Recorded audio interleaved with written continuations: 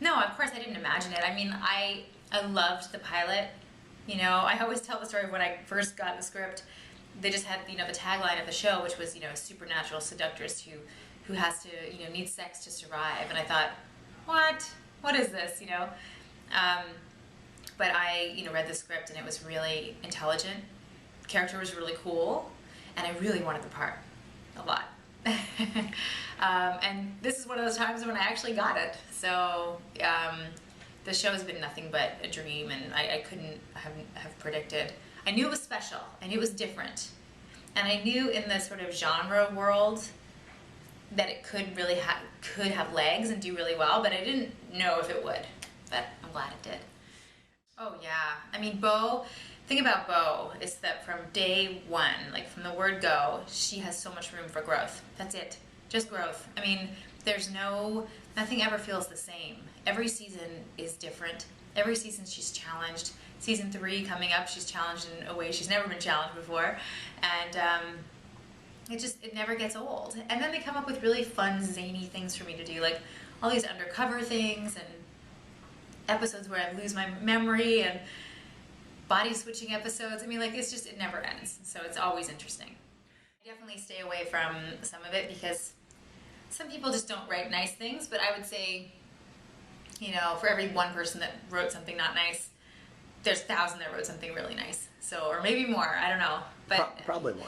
Yeah, and people have been really, like, they've really embraced the show. They've really embraced me. They've really embraced me as this character, and I couldn't really ask for more than that. Right now, I would love to guest star on Homeland, and I would love to come in as like this interrogator who just has to come in and interrogate Brody for like one awesome long scene, you know? That's what I would like right now.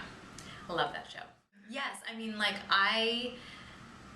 from when I was really young, I loved Wonder Woman. I dressed as Wonder Woman for an entire summer, you know, very young. My mom would wash my bathing suit every night and hang it by my bed, and it would dry, and I'd put it on in the morning, put on my blue rubber boots and my headband and wristbands and lasso, and I would like fight crime in my neighborhood. I really felt like I was powerful. I was about 6 or 7 years old. When I was, you know, older, gosh, I mean, I've always loved television, but I think the first time I saw a role where I went, whoa, was I was flipping through and caught the very opening moment of Alias back in the day. And I loved that show. I was so loyal to that show.